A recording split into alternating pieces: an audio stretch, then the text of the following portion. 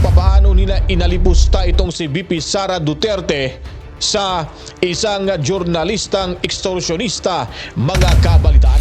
Ay merong isang grupo na pinaghahanap yung mga security guards, no, ni Congressman Zaldico.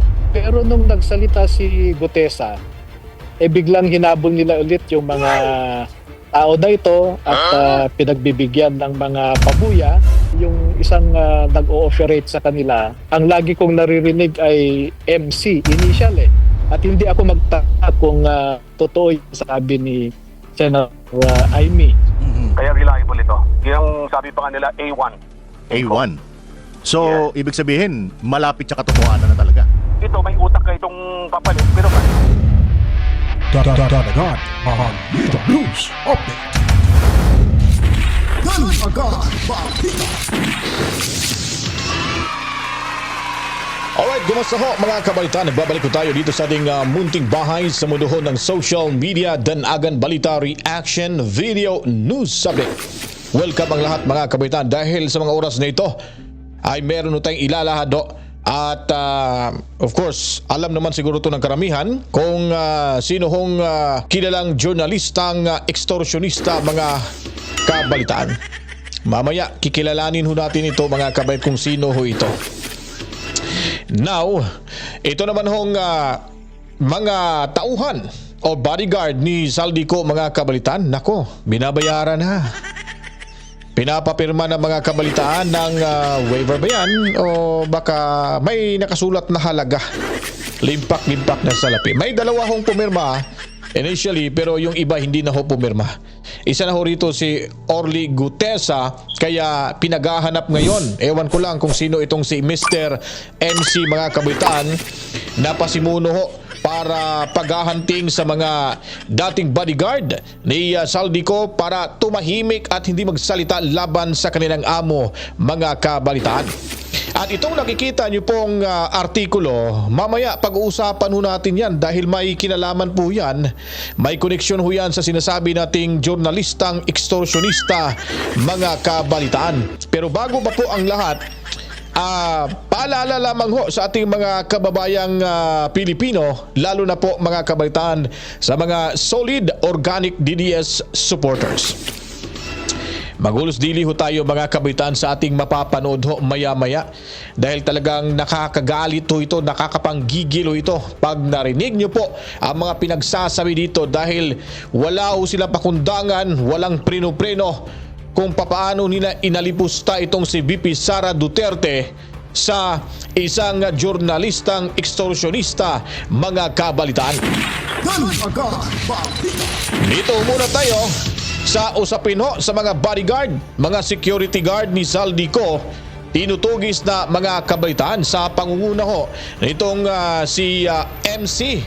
Sino ba itong si MC, mga kabalitaan, na talagang napakahiwaga ho nito na kung bakit hinahunting niya po ang mga dating security guard, lalo na itong si Orly Gutesa. At kung matatandaan niyo po, itong si Senador Amy Marcos ay nanggagalaiti sa galit na ang iba di umano ay parang nabayaran na dahil magre-recant na ho ito sa kanilang testimony. Babawiin na ho sa sinasabi ho nilang mastermind itong si Dracula o di kaya si Tambuaya, mga kabalitaan. Pakinggan ho natin dito mula sa DZAR 1026 News, kabalitaan. Yun na nga po ang nakita natin na mga rason kaya nasabi natin na hindi seryoso yung investigasyon ngayon.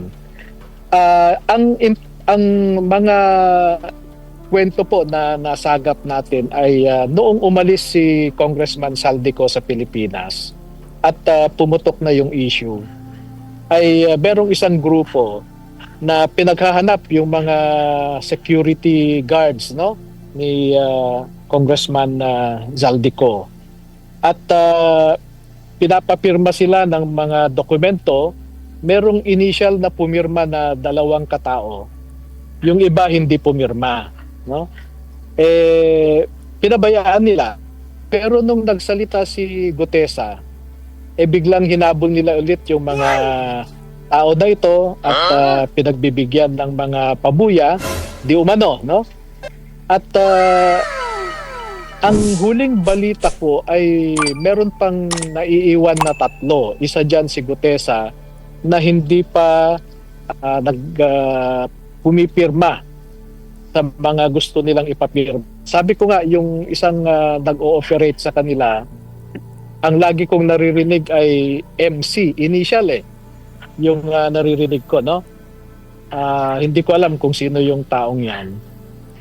So, yun po, meron talagang effort na i-derail yung investigation at yung hiatus, no, yung walang nagawang investigasyon dahil nagkaroon ng problema sa Senate Blue Ribbon Committee, yun yung panahon na talagang sinadya nila para mahabol nila yung mga pwedeng mag-witness.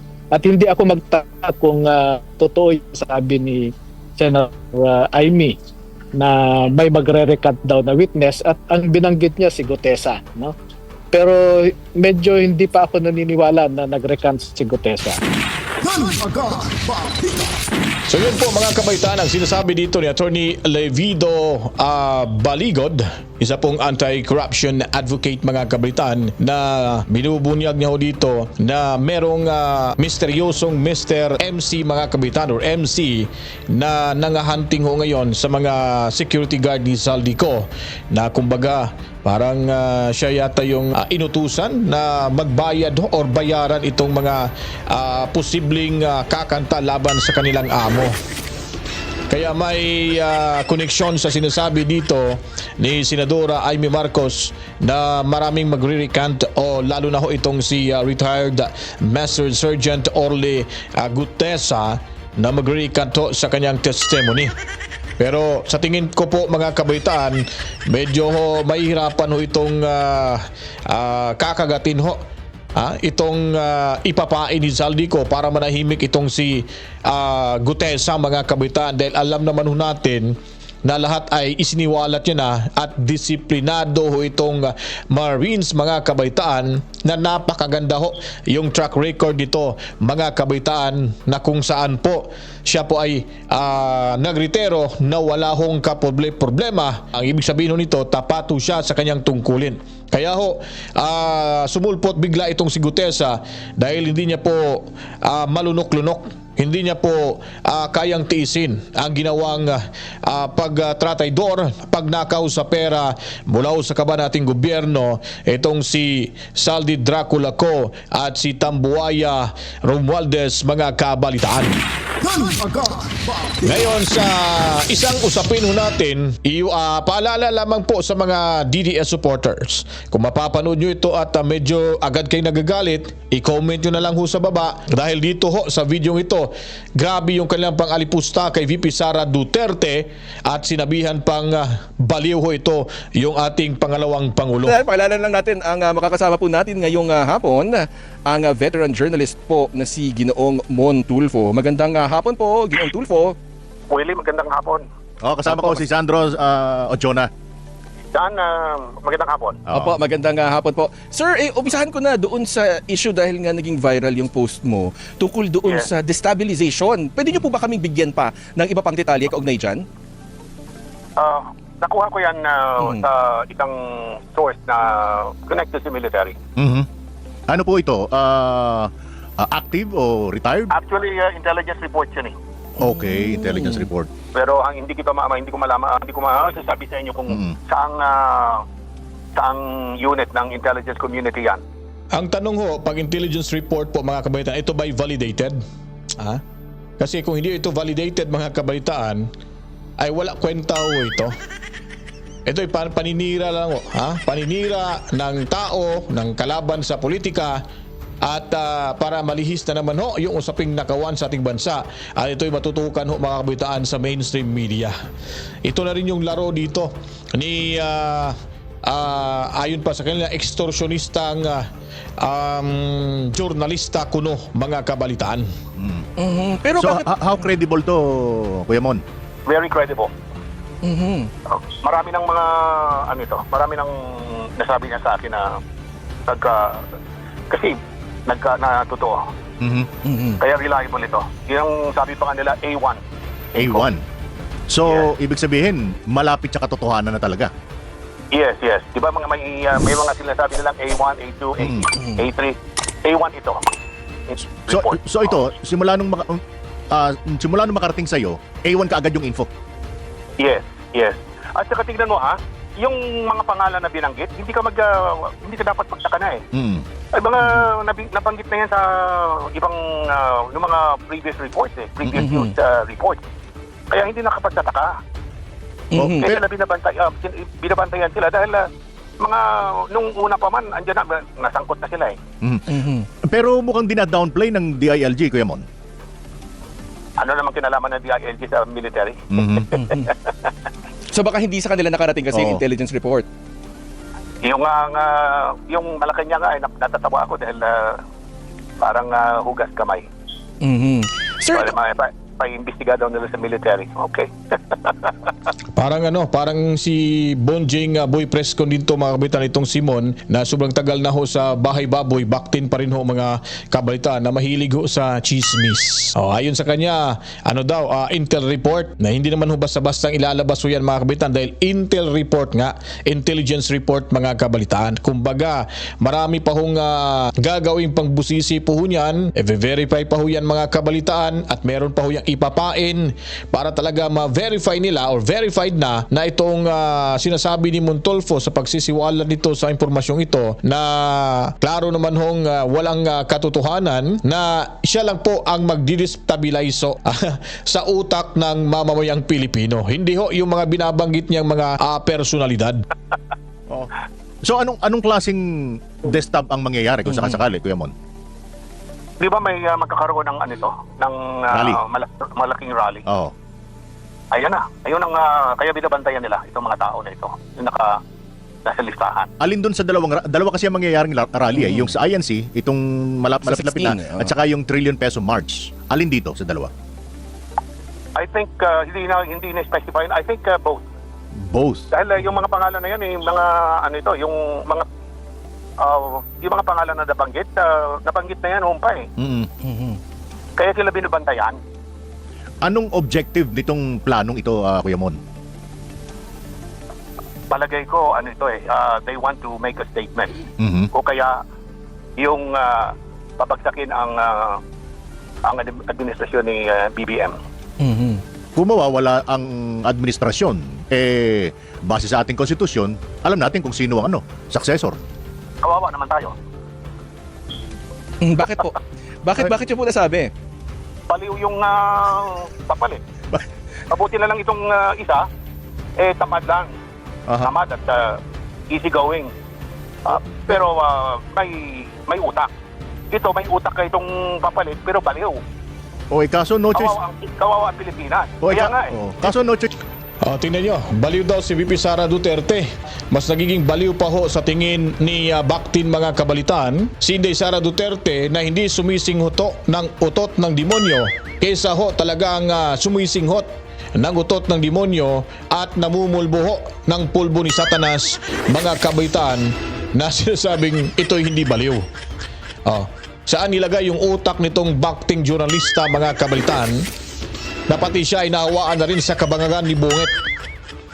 Makapanglait, makapangalipusta mga kabaitaan, akala mo napakalinis ho ang pangalan ho nito.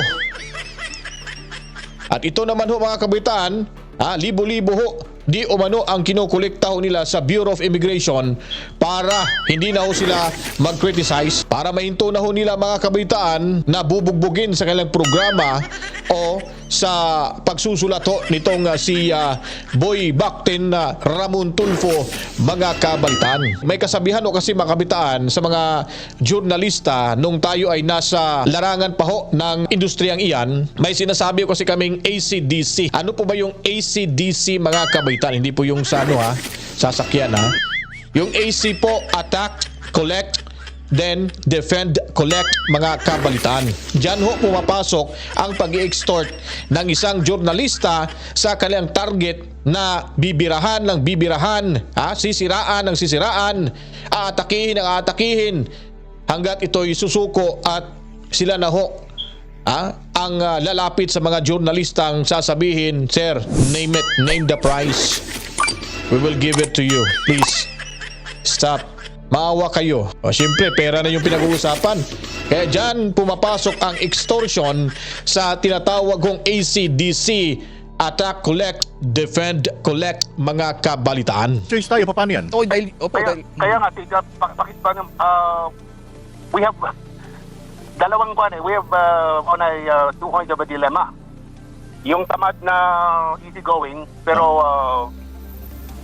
mautak. Wow, O mautak. kaya baliw. Mahirap yan.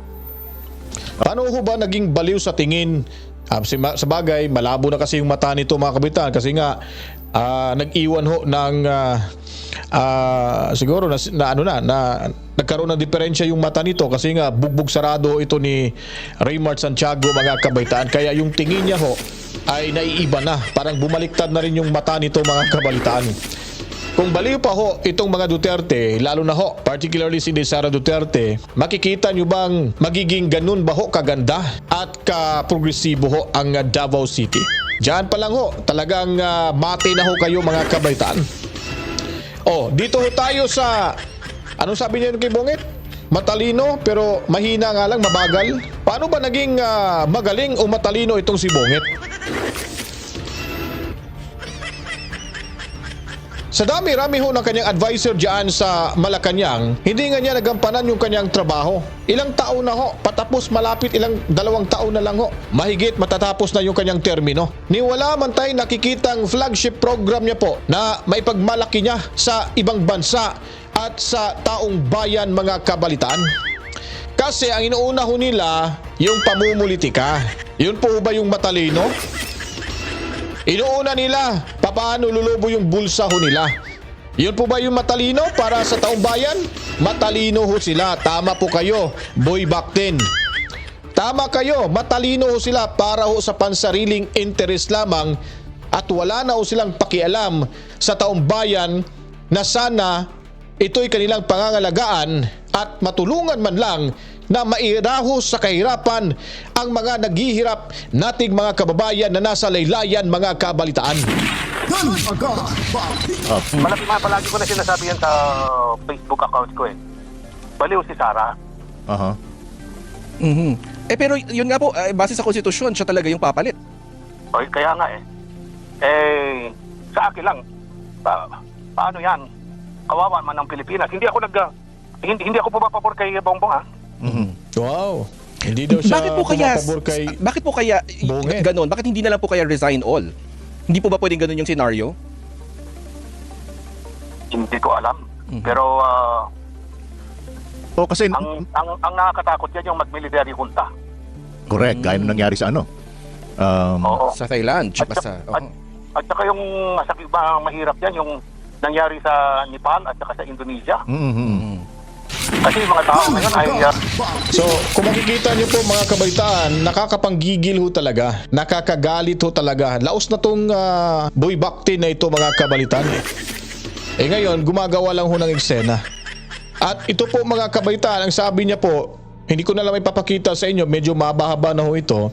Sabi niya po na hindi pa daw ito verified ang Intel report na kanyang ipinuso sa social media accounts ho nito.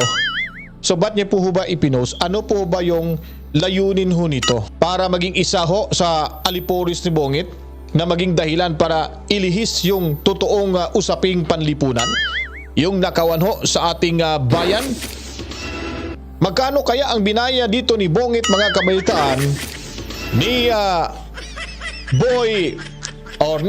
Boy Bactin mga kabaitaan itong si Mon Tulfo? Kasi balita ho mga kabaitaan, kung titignan ho natin dito sa artikulo ni ng Philippine Star Global, ito'y matagal-tagal na ho ito mga kabaitaan, pero balikan ho natin dito. Kasi alam ko pag pira pinag-iusapan ho, ang dalihong masilawan ito mga kabalitaan. Babasahin ho natin at idudugtong ho natin yung usapin natin ngayon kung sino po ba talaga ang sinusunog na ho yung kaluluwa sa impyerno mga kabalitaan. Kasi kung si Inday Sara ang pag-uusapan ho natin, ayaw nyo lang sa kanya dahil marami ho talagang masasagasa ang mga abusadong politiko sa ating lipunan, lalo na ho sa mga kagaya ho ni Mon Tulfo mga kabalitaan na sobrang tagal na ho sa pagiging journalista, sobrang tagal na ho sa kanyang tinutuluyang bahay baboy. Hanggang ngayon mga kabaitan, ilang taon na ho? 2025. Kailan pa? Ilang taon na ba to? 80 niyata to si Ramon. Back 10 pa rin ho mga kabalitaan. Hindi na ho hindi na ho nadala mga kabalitaan. Hindi na nagtanda dahil sobrang tanda na ito pero hindi pa rin nagtanda mga kabalitaan. Well, babasahin ho natin dito yung report mula ho sa Philstar Global. Kung sino po ang sasabihin nating may sira sa ulo. Kasi kung matino yung pag-iisip mo, hindi mo dapat o hindi mo kaya mga kabitaan sirain yung pangalan mo o siraan yung pangalan mo, apelyido mo. Dahil kayo ay tinitingala ho ng taong bayan sa panahon na iyon. Pero sa sobrang kasikatan nyo, tinitake advantage nyo yung kasikatan nyo, kaya may mga aligasyon sa kanila na sila po mga kabitaan ay extorsionistang magkapatid. Ewan ko lang kung sinong magkapatid na sinasabi ho dito mga kabaitan. Basahin ho natin to. Hindi ho nanggaling to sa akin ha. Nanggaling ho ito sa Philstar Global mga kabaitan. Ayon pa ho dito a certain Salgado. Kasi nga sabi dito, sino ba si Salgado? Jimmy Salgado. Dito na tayo sa pinakagitna. Ito yung pinakaklaro hong aligasyon mga kabaitan.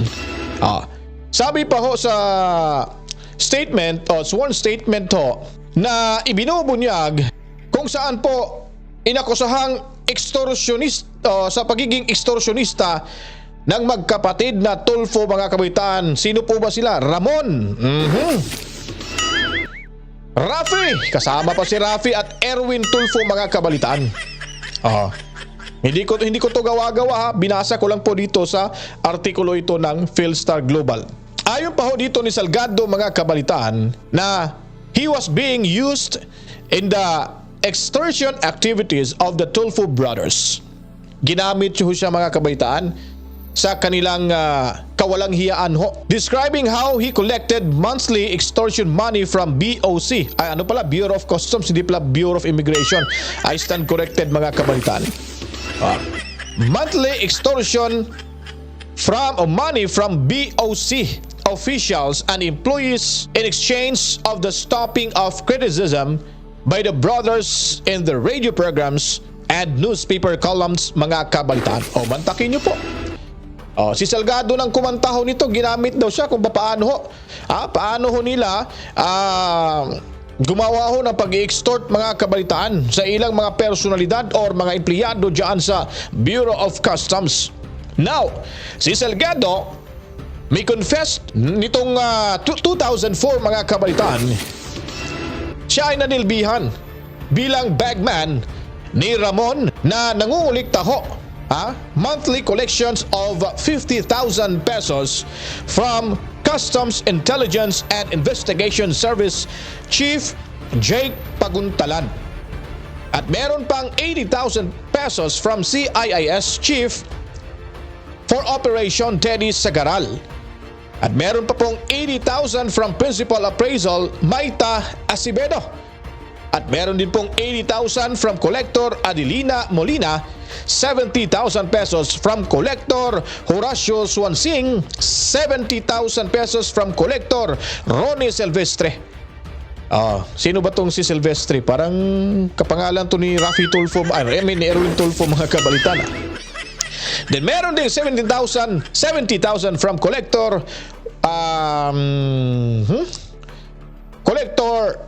John Tan, 70,000 from Collector Lilian Vesas, and 100,000 from Collector Boise Belmonte. Napakadami ho. Ilang zero ho yung makikita ho natin sa aligasyong ito. So, sino po ba si Salgado para banggain ho itong mga Tulfo mga kabalitaan? Hindi po ba? Parang si Gutesa lang din ho ito.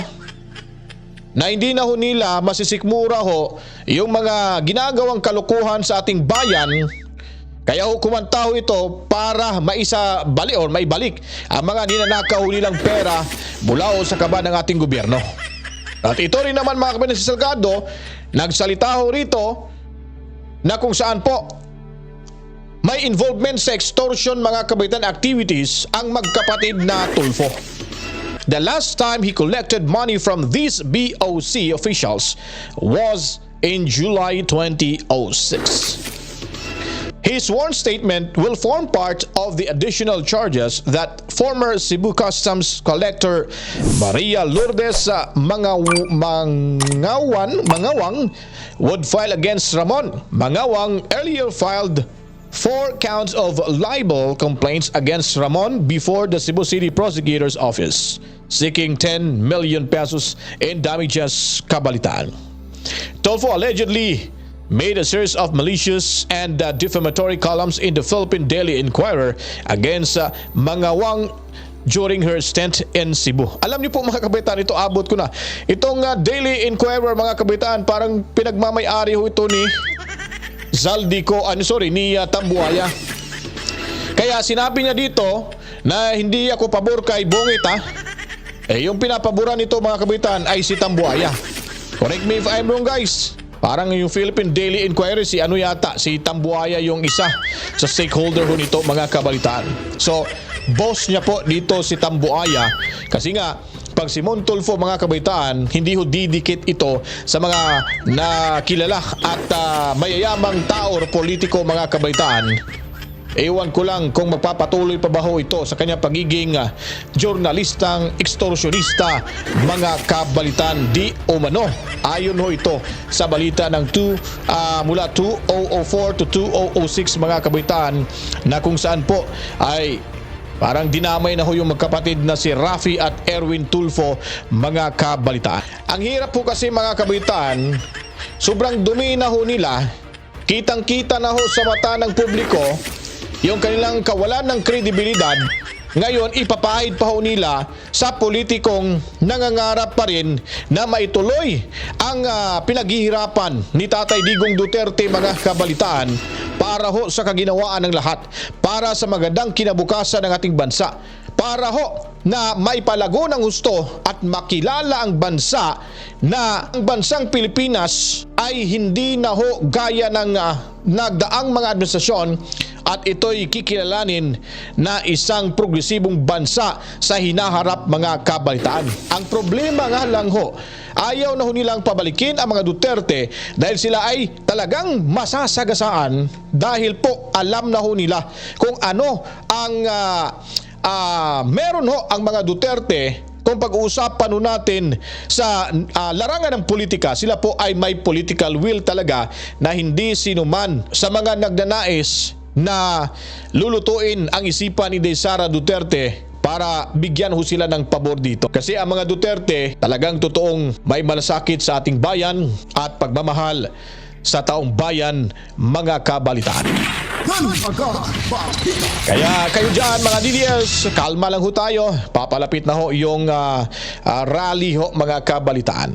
Titignan ho natin, ipanalangin natin na sa laking rally ito, sana magising na ho sa katotohanan itong mga animal na nasa Malacanang, itong mga kawatan sa Kongreso.